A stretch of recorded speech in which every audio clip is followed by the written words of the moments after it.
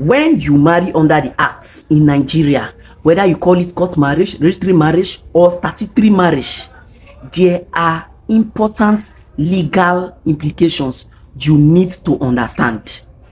Yes, there are serious legal. Some persons will just go into it without knowing the legal implications. First, the divorce process. Under the act, it is very rigorous and stressful. When the marriage is no longer working, you will spend money. You pay lawyers and file several documents in court, and you must go to the high court too.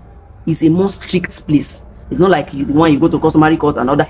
You must go to the high court to pronounce the marriage dissolved.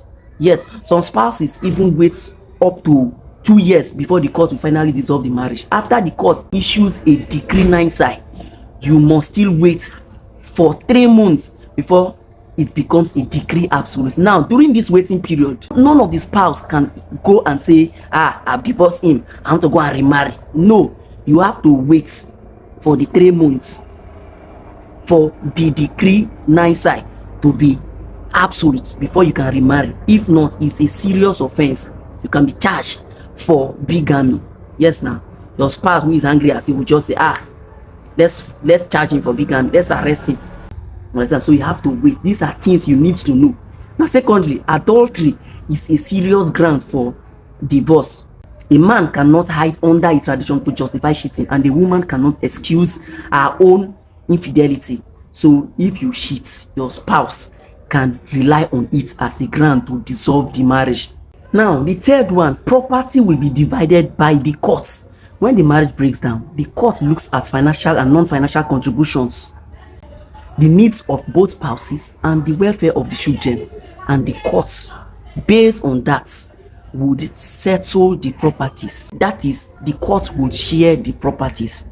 Now, it's not like they will share the properties 50-50. They will look at the contributions of both parties and share it accordingly. So the properties they will talk about are the properties that the spouse gets during the pendency of the marriage. The fourth one, marriage under the act is strictly monogamous.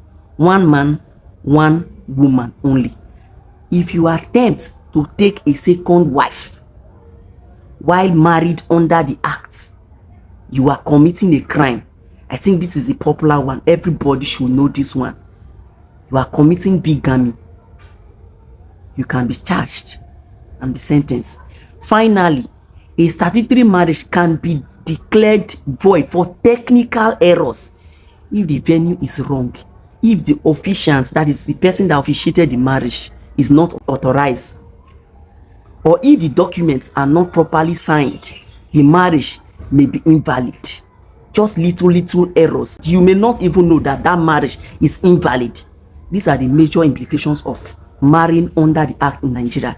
Anyone planning to marry this way needs to fully understand these things I just mentioned, and ensure you save this video. Follow us for more legal tips.